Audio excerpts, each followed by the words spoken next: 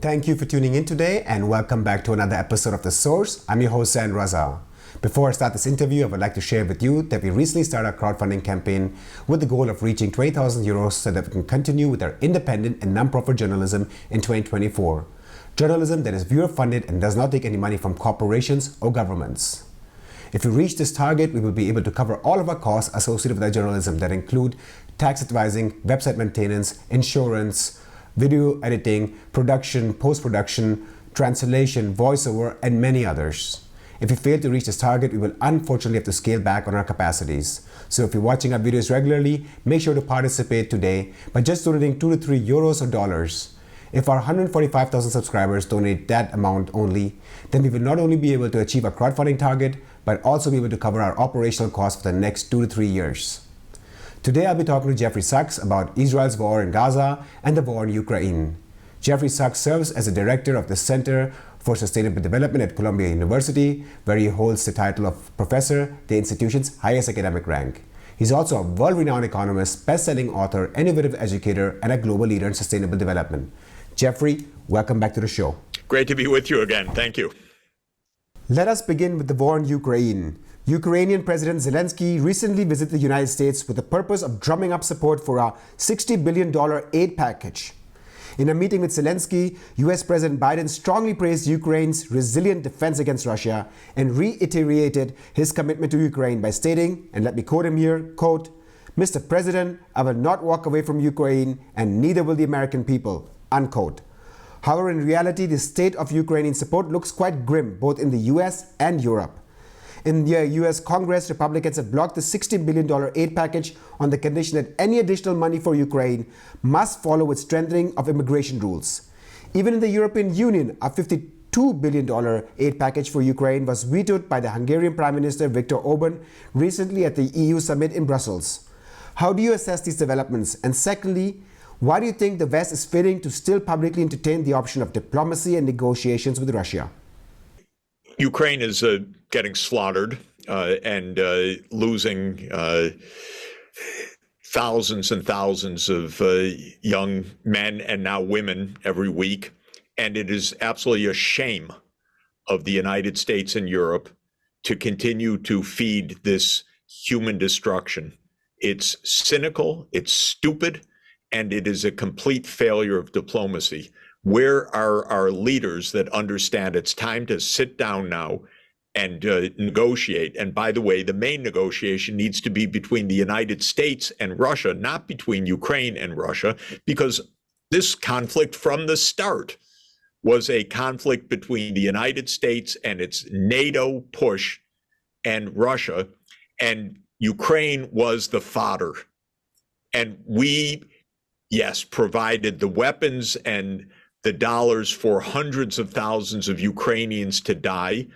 And you just have to listen to our stupid, cynical senators who say it's the best money he ever bought. You know, they're weakening Russia and not an American is dying.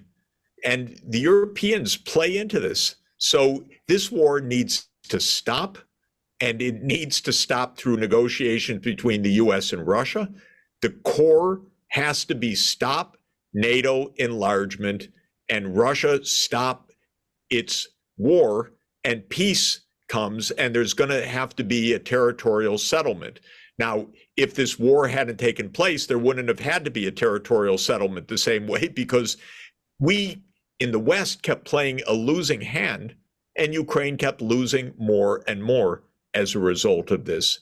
And it was completely predictable that this so-called Ukrainian counteroffensive that started in June would fail. But our leaders are so cynical, and they're such liars, by the way, that they said this is going to be a great occasion, and it's been nothing but destruction, and they still don't tell the truth to this day. So we've been saying it for a long time. This war could have been avoided through negotiation. It could have been stopped in March 2022 through negotiation. It could be stopped today through negotiation, but that takes the United States negotiating, and it takes the Europeans just having a smidgen of honesty for a change, and stopping following the narrative of the United States and saying we don't really need this war and we don't really need NATO to be in Ukraine, and we would actually get somewhere through diplomacy. According to a recent report by Reuters, Germany's economic downturn worsened this month with both manufacturing and services activity contracting, sliding Germany into a recession. Germany's strong manufacturing sector was hit particularly hard in 2022 following Russia's invasion, as it was heavily dependent on cheap gas from Russia. Amidst the crisis, the German government is embarking on an austerity program that will cut funds in the social, agricultural, transportation sectors, as well as climate change initiatives.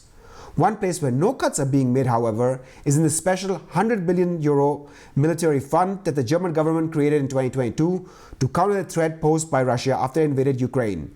Any cuts on Ukraine aid has also been ruled out by the German Chancellor Olaf Scholz. And let me quote him here, quote, "If the situation worsens as a result of Russia's war against Ukraine, for example, because the situation on the front deteriorates, because other supporters reduce their aid to Ukraine, or because the threat to Germany and Europe continues to increase, we will have to respond," unquote.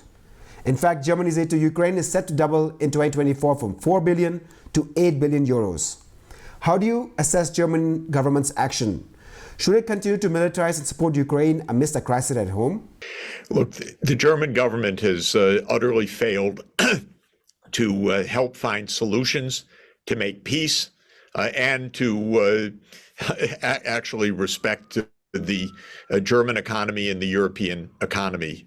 And this is why, unfortunately, Scholz is one of the least popular leaders in Europe, and it's a huge disappointment for me. I like the guy. I knew him when he was mayor. I thought he would be a reasonable and effective leader. He has not been. He's been a huge disappointment. The Greens have been unbelievable. Who would have dreamt that the Greens would be the most militaristic foreign policy imaginable?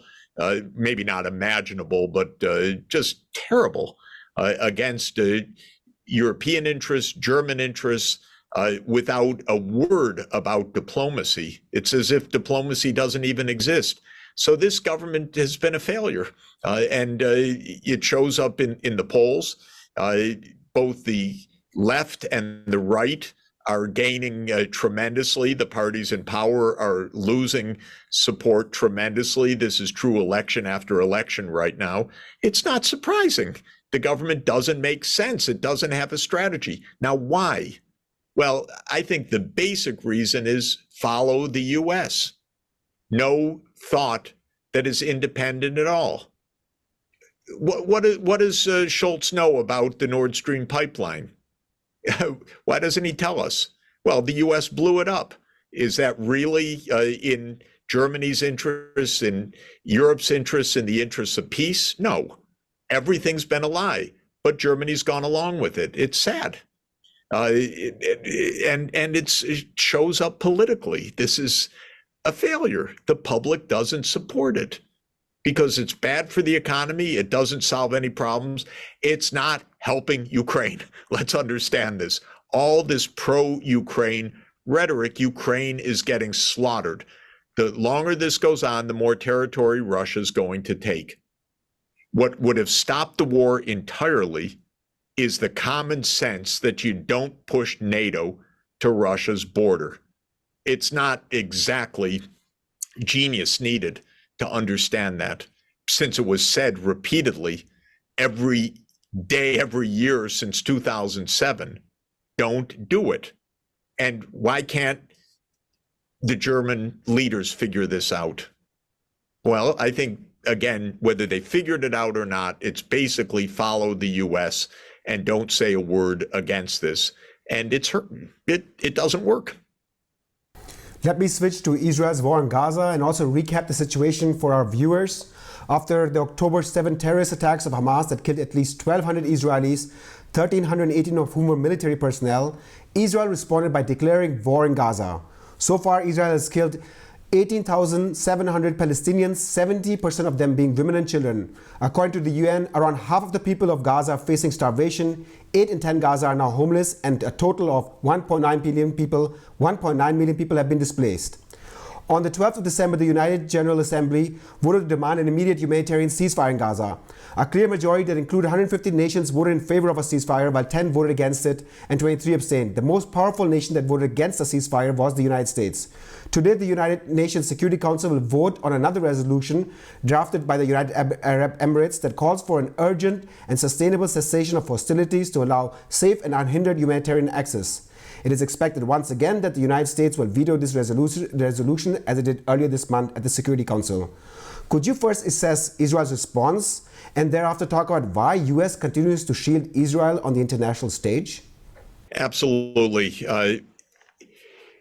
Look, this is, again, a war that has political roots. And I think every German listener should know von Clausewitz on war in 1832, after the Napoleonic Wars, said that war is a continuation of politics with other means.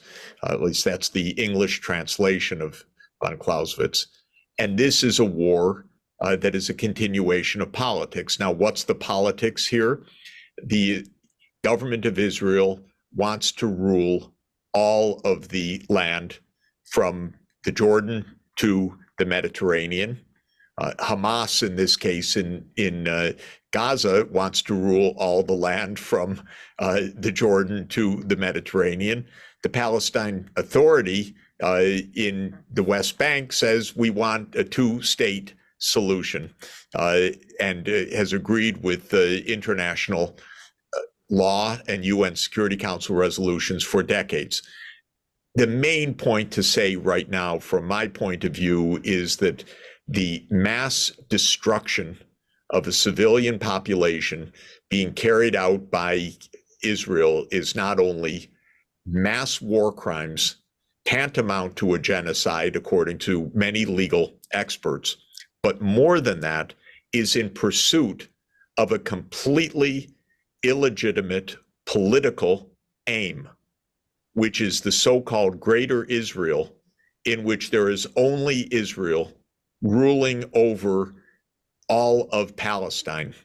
This is not subtle, what I'm saying. This is the words every day of Netanyahu and of extreme right-wing cabinet ministers, including Gallant, the Minister of Defense, so-called, although it's offense, the Minister of Finance, Smotrich, the Minister of Interior, Ben-Gvir.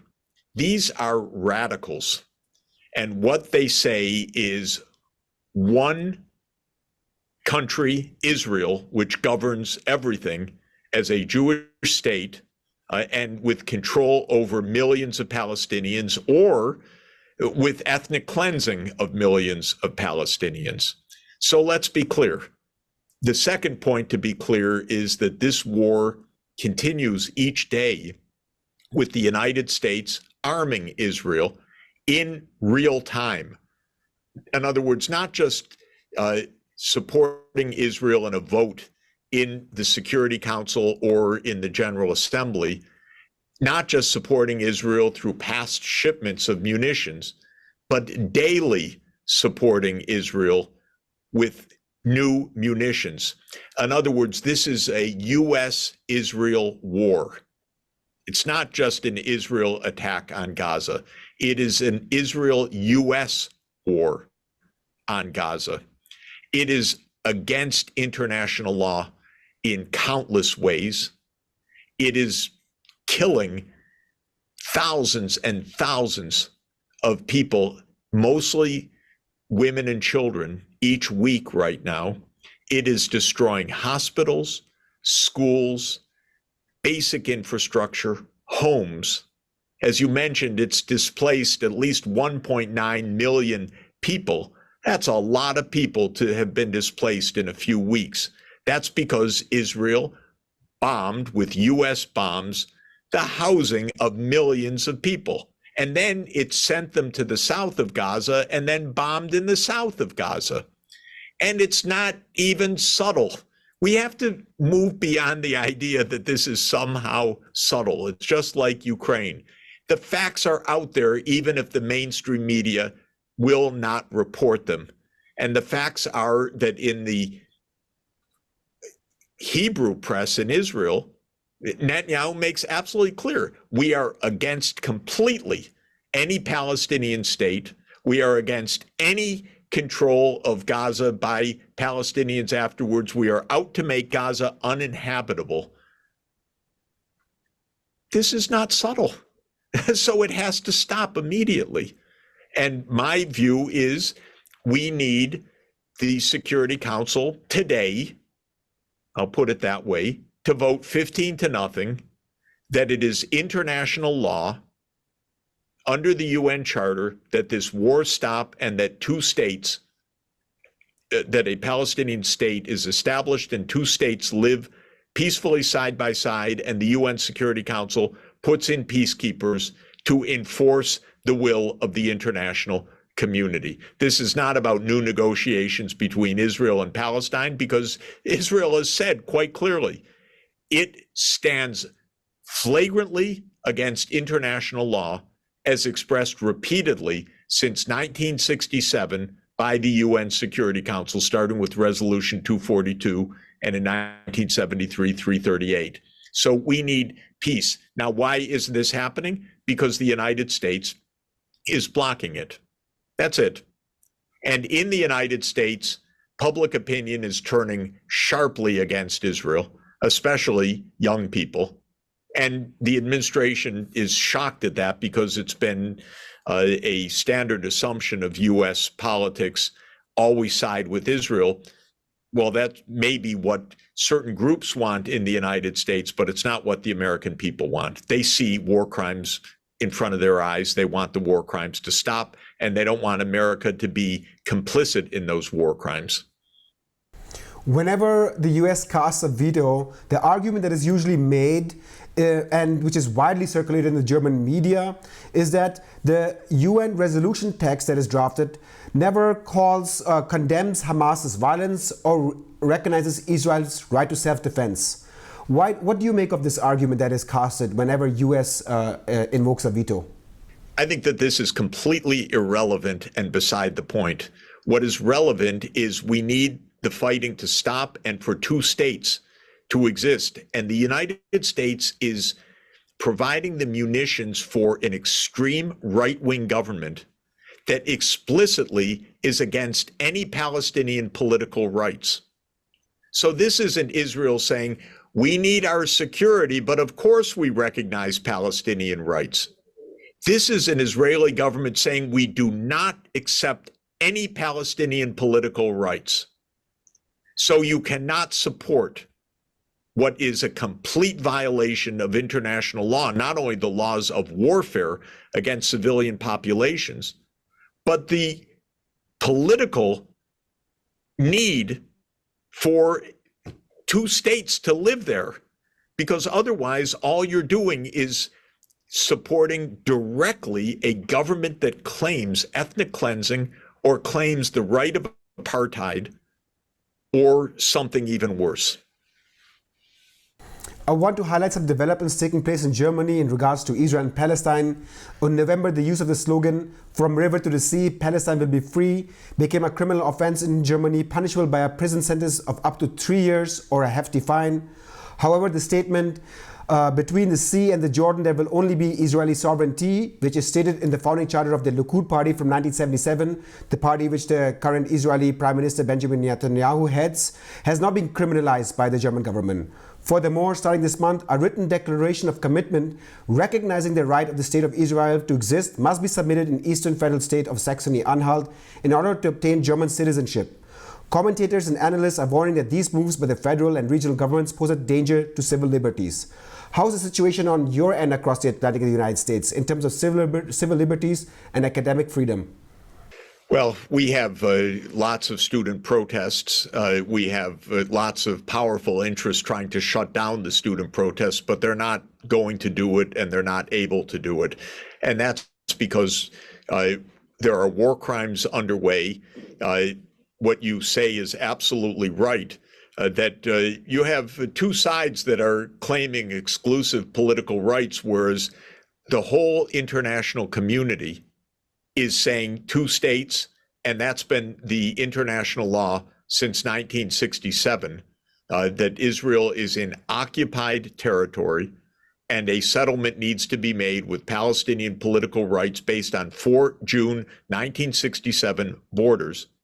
And so to criminalize one side where the other side is the government carrying out mass war crimes and murder in the name of greater Israel is something really sad, shocking. Come on, people, open your eyes. What's happening right now? This Israeli government is an extreme right-wing government that doesn't hide its aims. What do you think there's this difference between the way West approaches Ukraine? For example, when Russia annexed Ukrainian territory, the West was very quick and swift to impose sanctions, condemn it publicly, and do everything possible with the ICC to pursue Putin and his cabinet. However, when it comes to Israel, the West has regularly condemned Israel for its settlement expansion. But why has it not followed up with sanctions? On one hand, it implies international law and all this lofty rhetoric when it comes to Ukraine. But on the other hand, you only have rhetoric but no concrete actions. What is behind this double standard? Well, I'm sorry to insult European governments and leaders again, but basically the United States calls the shots, period. So we don't have to look too deep at Europe. We just have to look at what the United States does. And the United States does not exactly operate with any consistency. It operates with interests, with imperial interests. In Ukraine, the imperial interests are to expand NATO. This is, again, not subtle. This was spelled out in 1997 by Brzezinski and pursued ever since. In the case of Israel, it is to support Israel no matter what. That's the U.S. security state position. Europe, I'm afraid, doesn't have almost an independent thought in its head in most cases, with a few exceptions like Pedro Sanchez in Spain, who's actually thinking. But not Meloni, not Schultz, not Macron. It's sad. Come on, this is Europe. Europe should think. And instead, they're parroting the United States and don't look for consistency according to principles in the U.S. Look at U.S. interests perceived by the security state. And that is a might makes right ideology. And in Ukraine, it means we fight to weaken Russia no matter how many hundreds of thousands of Ukrainians lost. And in the case of Israel, it means we arm Israel to carry out its mission, because for a variety of political reasons, the United States government, not the people, but the government backs Israel unconditionally, at least to this moment. But we should look at the world opinion in both Ukraine and Israel is the same. Stop the fighting. Don't side with U.S. imperialism of expanding NATO alliance, or don't side with Israel's attempt to crush any kind of Palestinian political sovereignty. Abide by international law. And that would actually get us somewhere. And Europe is lost because it follows the U.S. The U.S. doesn't have principles. The U.S. just has thought for the last 30 years that power is enough, but power isn't enough. It doesn't solve anything. And Israel's going to destroy itself actually over this, because it's losing its international legitimacy, including in the United States, by the way, including in the young people of the United States. There's a complete change of opinion in the United States among young people. And so I don't think Israelis understand this. And as long as there are these neocons in power, which is Biden, Blinken, Nuland, Sullivan, they've been there a long time. And there are the neocons in the other party as well. So this is a deep state phenomenon, not just a set of personalities. As long as that continues, there isn't going to be peace. To my last question, we are currently in a crowdfunding campaign to continue our independent journalism in 2024. Why is it important for viewers to support independent journalism that does not take any money from corporations and governments and provides an alternative perspective to the mainstream media? Look, the mainstream media shut down in recent years. New York Times, Wall Street Journal, Washington Post, MSNBC in the United States, worthless. They don't tell the truth at all. Oh, the war is going great until it's not going great because they lied all along the way. Nord Stream, we didn't hear a word about it. In Israel, they're just shocked. They don't understand that the American public isn't siding with the official narrative. But these mainstream media outlets have revealed themselves to be utterly subservient to the official narrative. And in Europe, there's even outlawing statements that are obviously true. It's not even a matter of truth or false. So it's a really bizarre situation. But the saving grace has been that there are more ways to be heard now. And this is extremely important because the truth does get out. And what's interesting about the official narrative, by the way, people don't believe it. They get hit by it every day. They read it, but the status of the mainstream media in public respect has plummeted. People know it's not true. So everyone's looking for outlets right now where truth can be spoken. This is why the alternatives are so vital. Jeffrey Sachs, world-renowned economist and best-selling author, thank you so much for your time today. Great to be with you. Thank you so much and Happy New Year. And thank you for tuning in today. If you watched this video till the very end, please take a few minutes and click on the description of this video and check out the information to our crowdfunding campaign. If we can achieve our target of our crowdfunding, then we will be able to cover all of our costs associated with our journalism going forward in 2024. It is essential, especially in times of crisis, to support independent media so that we can continue providing an independent and critical perspective that you will not hear in the mainstream or state media. Thank you for your support and see you next time.